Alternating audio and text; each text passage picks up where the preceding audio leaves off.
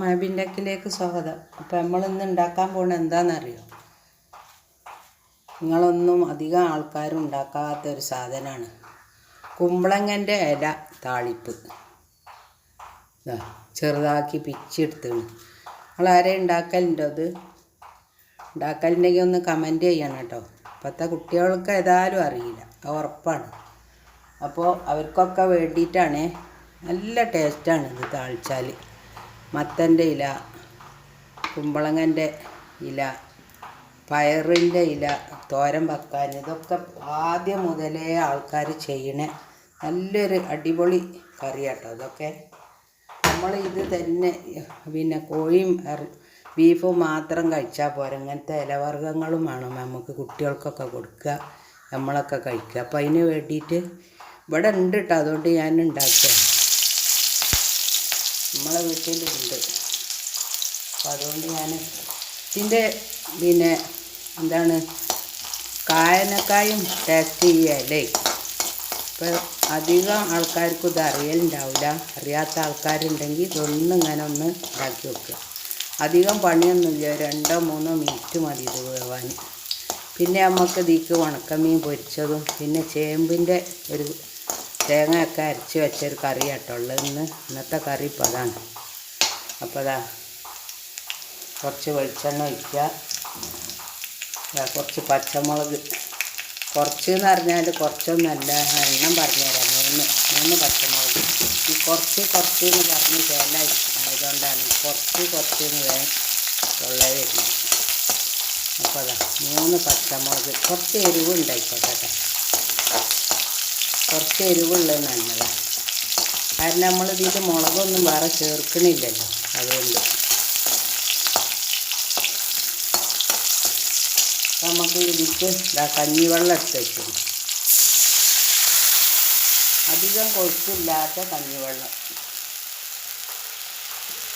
കൊഴുപ്പുള്ളതാണെങ്കിൽ കുറച്ച് വെള്ളം ഒഴിക്കുക, അല്ലെങ്കിൽ ഇത് ഉണ്ടല്ലോ കുറച്ച് ചൂടാറിയത് ഇങ്ങനെ കട്ടിയായിട്ടിരിക്കും. അപ്പം അതിന് വേണ്ടിയിട്ട് കുറച്ച് പച്ചവെള്ളം കൂടി വെച്ചിട്ട് ഒഴിച്ചു കൊടുക്കുക കേട്ടോ. അപ്പം നമുക്ക് പാകത്തിന് ഉപ്പിട്ട് കൊടുക്കുക. നല്ല അടിപൊളി ടേസ്റ്റാണ്. കാണുമ്പോൾ നിങ്ങൾക്ക് ഒരു എന്താ ഇപ്പോൾ പറയുന്നത്, ഒരു ഇല താളിപ്പല്ലേ എന്നൊക്കെ വിചാരിക്കേണ്ട. അതൊന്ന് ഉണ്ടാക്കി നോക്കി, ചോറൊന്ന് തിന്ന് നോക്കി, നല്ല അടിപൊളി ടേസ്റ്റാണ്. എനിക്ക് വളരെ ഇഷ്ടപ്പെട്ട ഒരു ഇലയാണ് ഇത്. പിന്നെ ചിരങ്ങൻ്റെ ഇല, മത്തൻ്റെ ഇല, ഇത് ഈ 3 ഇലയും എനിക്ക് ഭയങ്കര ഇഷ്ടമാണ്. പിന്നെ മുരിങ്ങ ഇലയൊക്കെ നല്ലതാട്ടോ, നമുക്ക് ശരീരത്തിന് നല്ല ഒരു സാധനങ്ങളാണ് ഒക്കെ. അപ്പോൾ അതങ്ങനെ ഉണ്ടാക്കി വെക്കുക. മുളകൊന്ന് വേവട്ടെ. അപ്പോൾ മുളകൊക്കെ വെന്തു. നമുക്ക് ഇല ഒന്ന് അങ്ങോട്ട് ഇടുക.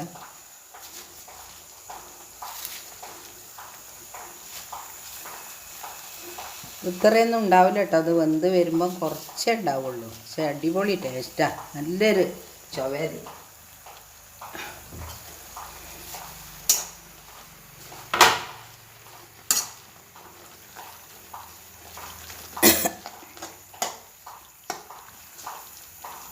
കണ്ടോ ഇത് താന്നു പോയത്. അപ്പം അതൊന്ന് ഒരു മിനിറ്റ് ഒന്ന് വെന്താൽ മതി. പെട്ടെന്ന് പോകട്ടോ, നമുക്ക് ഉണ്ടാക്കാനൊന്നും ബുദ്ധിമുട്ടില്ല. ഇതിക്കിപ്പോൾ ഒരു മീൻ മുളകിട്ടതോ ഉണക്കമീൻ പൊരിച്ചതോ ഒക്കെ ആണെങ്കിൽ നല്ല ടേസ്റ്റാണ്. അപ്പോൾ അത് വെന്തു കേട്ടോ. ഇത്രയും മതിയേ. നമുക്ക് തീ ഓഫാക്കുക. ഇത്ര മതി. കണ്ടോ ഉപ്പുണ്ടോ നോക്കട്ടെ. ഉപ്പുണ്ട്, നല്ല ടേസ്റ്റ് ഉണ്ട് കേട്ടോ. ഇപ്പോൾ കുമ്പളങ്ങ ഇല ഉണ്ടല്ലോ 2 സൈസ് ഉണ്ട്. ചില ഇല ഉണ്ടല്ലോ കയ്പ്പുണ്ട്. അപ്പോൾ അതൊന്ന് നമ്മൾ നോക്കിയിട്ട് വേണം ഉണ്ടാക്കാൻ. അപ്പോൾ അതാ നമ്മളെ ചേമ്പ് ഞാൻ അപ്പുറത്തെ അടുപ്പത്ത് വെച്ചിട്ടുണ്ടായിരുന്നേ. അപ്പോൾ അത് 2-3 വിസിൽ വന്നപ്പോൾ നല്ലോണം വെന്തു. ചെറിയ ചേമ്പുണ്ടല്ലോ അതാണ്. എനിക്ക് ഭയങ്കര ഇഷ്ടമാട്ടോ ഈ ചെറിയ ചേമ്പൊക്കെ ഇഷ്ടമാണ്, പക്ഷെ ഒന്നും കൂടി ഇഷ്ടം അതാണ്. അപ്പോൾ അതാ ചേമ്പ് കറി.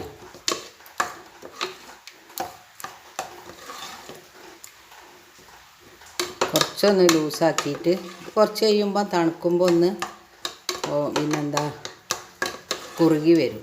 അപ്പോൾ ഇങ്ങനെ ഒന്ന് ഉടച്ച് കൊടുത്തിട്ട് അരപ്പ് തീക്കണ്ടിട്ട് ഞാനിപ്പോൾ ഇതല്ല കേട്ടോ മെയിനായിട്ട് കാണിച്ചത് ഈ കുമ്പളങ്ങൻ്റെ ഇല കേട്ടോ.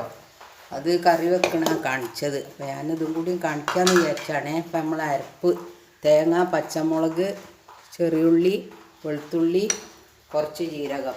ജീരകം എന്ന് പറയുമ്പോൾ ചെറിയ ജീരകം. അങ്ങനത്തെ ഈ ചേമ്പും കറിക്കൊക്കെ നമുക്ക് ചെറിയ ജീരകം കുറച്ച് അരച്ചാൽ നല്ലൊരു ടേസ്റ്റാണ്.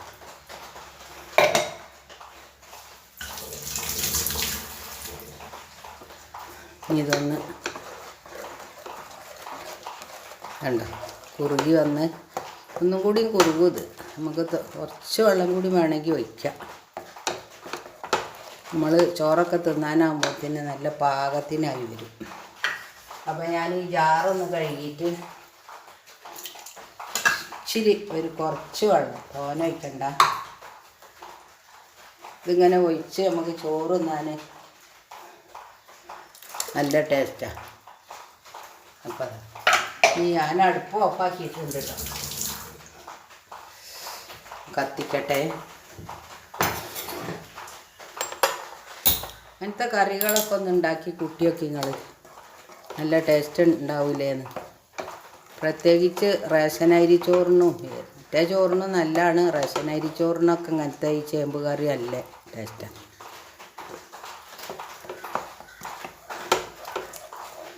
ഉപ്പുണ്ടാവും. ഉപ്പ് കുറവാണ്. ഉപ്പ് കുറച്ചിടുക. ഞാൻ ഇത് വേവിച്ചപ്പോൾ കുറച്ചിട്ട് വേവിച്ചതേനെ. വേണമെങ്കിൽ പിന്നെ ഇട്ട് കൊടുക്കാമെന്ന് വിചാരിച്ചിട്ട്.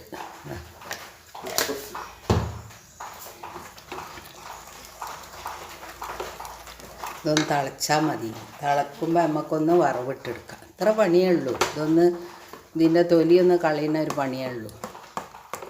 ഇതൊക്കെ നമുക്ക് പെട്ടെന്ന് ഉണ്ടാക്കാൻ പറ്റും ചെയ്യും. ഈ മഴക്കാലത്ത് കഴിക്കാൻ പറ്റിയ ഓരോ കറികളാണ് അതൊക്കെ. നമുക്ക് മുതിര വെക്കണം, ഉലുവാക്കഞ്ഞി വെക്കണം.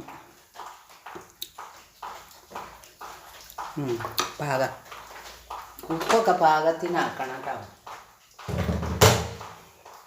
അപ്പം അതൊന്ന് തള വന്നാൽ നമുക്ക് വറവിട്ടെടുക്കാം.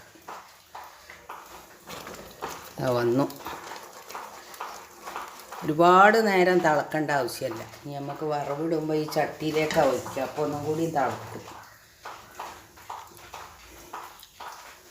എന്നാൽ തേങ്ങൻ്റെ ചുവയൊന്ന് പോവാൻ മാത്രം മതി.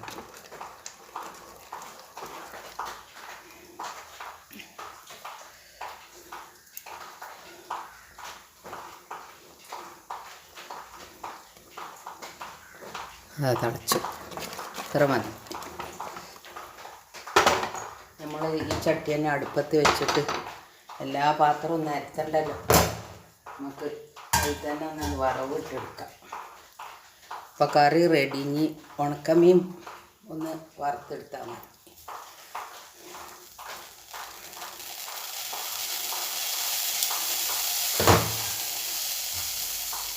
നല്ല മുളകൊക്കെ തേച്ചിട്ട് എണ്ണയൊക്കെ ഒഴിച്ചിട്ടൊന്നാണ്ട് ശരിയാക്കി എടുക്കുക. ഉണക്കമീൻ നല്ല ടേസ്റ്റ് ആയിരിക്കും. ഇതിക്ക്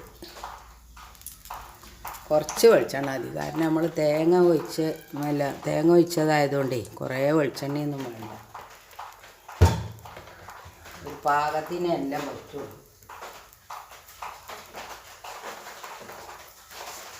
ഇനി നമുക്ക് ഇതിലേക്ക് കടുക് ഇട്ട് കൊടുക്കുക. 2 വറ്റൽമുളക്, കുറച്ച് കറിവേപ്പിൻ്റെ ഇല.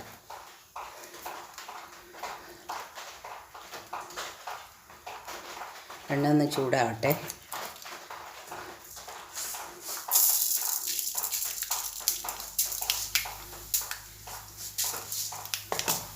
അങ്ങനത്തെ കറിക്കൊക്കെ കടുക് ഇട്ടാൽ മതി.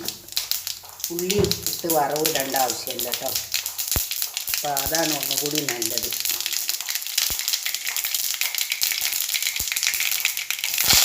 കുറച്ച് കറിവേപ്പിൻ്റെ ഇല, 2 വറ്റൽമുളക്. ഇതൊന്ന് മൂത്ത് വരുമ്പോൾ നമുക്ക് ഈ കറി ഉണ്ടല്ലോ ബീഫിൻ്റെ ഒഴിക്കാനുണ്ട്.